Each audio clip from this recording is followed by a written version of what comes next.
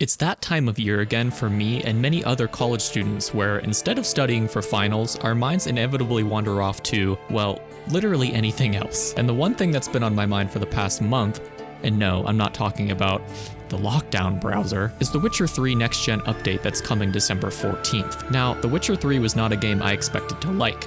Hell, it wasn't even a game I expected to play. Prior to me first booting up the game in 2015, I had no prior knowledge of the Witcher series, I hadn't read any of the books, played any of the previous games, or even seen any of the characters prior to the game. And I dove into my first playthrough completely blind of anything that was to come. And despite my lack of knowledge about anything regarding the lore or characters, it offered me one of my fondest experiences in gaming I've ever had, with some of the richest characters, world, and stories that have stuck with me even after multiple playthroughs spanning the past 7 years. The Witcher 3 is a rare example of a video game adaptation of a book series that manages to enhance and add to the source material in a satisfying and enjoyable way. In many ways, The Witcher 3 feels like another entry in the series that provides a self-contained main story while also housing other plot points within that needed wrapped up from previous entries in both the books and the games. Even in a blind first playthrough of the game, you can feel the history between certain characters, and it's easy to take the figure it out as you go approach to the lore as you play through it. The Witcher 3 makes even the filler sections of the story feel like additional lore for the players to absorb,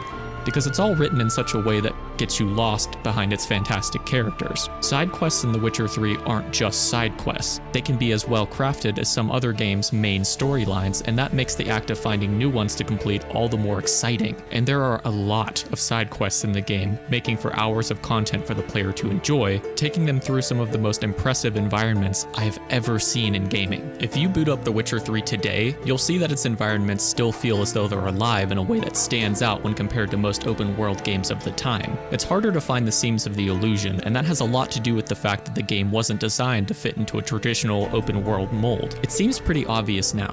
To make an open world feel more open, you need to create it in a way that allows players to do whatever they want in it, whenever they want. By focusing on non-linear stories, all of which were self-contained but deeply rooted in The Witcher 3's game world, CD Projekt Red managed to create a wider, more realistic narrative network and an open world that actually worked. But that was just part of the reason why this game is so special. The quests didn't just have to be non-linear and open, they had to tie into each other, and even themselves, depending on where the player entered them. CD Projekt Red wanted to create something that felt cohesive, not just a pretty game packed with things to do that never felt connected to each other. And to this day, there are channels on YouTube dedicated to finding all the hidden interactions between characters that only play if you complete certain quests in certain orders. Even modern games often struggle with introducing quests without relying on static characters and set locations. For The Witcher 3, the team decided that the world itself could function as its own kind of quest giver, filling it with side stories and characters you can stumble upon while exploring naturally.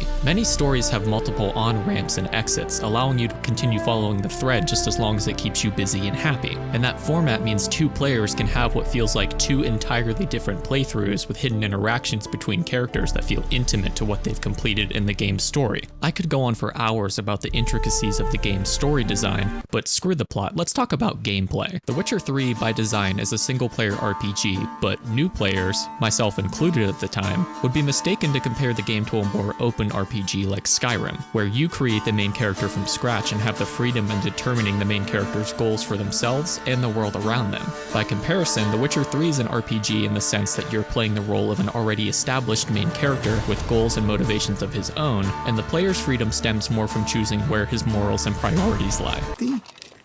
70, 80, 90, and that makes an even 100.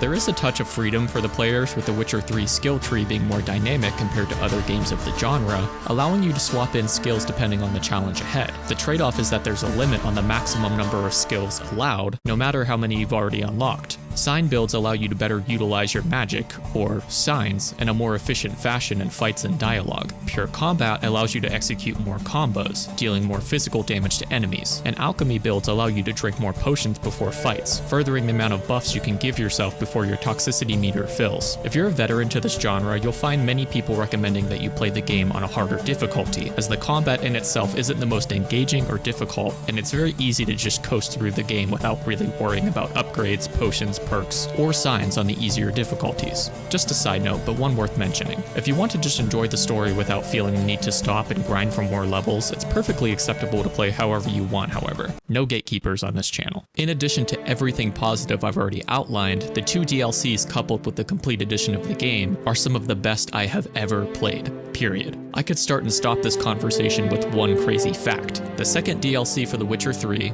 Blood and Wine, was chosen as the best RPG of 2016 during the Game Awards. Yeah, just the DLC alone. It could have been released as its own game, it's so fleshed out. Just trust me, play it for yourself and you won't regret it. The two of them combined have more content than 95% of games out there. Hearts of Stone is the shorter of the two, but tells a very focused, heartbreaking story and has one of the most fascinating and disturbing villains I've ever seen in a game. Meanwhile, Blood and Wine is the best DLC for any game I've ever played. It's long as hell and has a brand new location that's about the size of the south portion of Velen. It adds a bunch of new monsters and is home to one of my favorite characters in all of gaming as well. I'll stop drooling over these DLCs, but just trust me, I fear we'll never get more bang for our buck as gamers than The Witcher 3. Overall, The Witcher 3 in 2022 is still the RPG by which all other RPGs should be judged. Not only did CD Projekt Red deliver the largest and most convincing fantasy open world we've ever seen, but a storyline, quests, and systems that make it an incredibly compelling place to run, ride, play cards, and sail around in. Couple that with 2 of the greatest DLCs in video games, and you have yourself a single-player experience that transcends the RPG genre and elevates itself to a plane few other games will ever aspire to reach. And yes, the game will absolutely hog my attention once again when the next-gen update hits our libraries completely for free on the 14th. Needless to say, I am hyped once again for a 7-year-old game, and the only thing capable of breaking my immersion, the graphics, will be getting the upgrade they deserve very soon. If you enjoyed the video, consider subscribing to the channel, hitting the like button, or leaving your thoughts on The Witcher 3 in the comments below. I appreciate your time, and as always, I'll see you in the next video.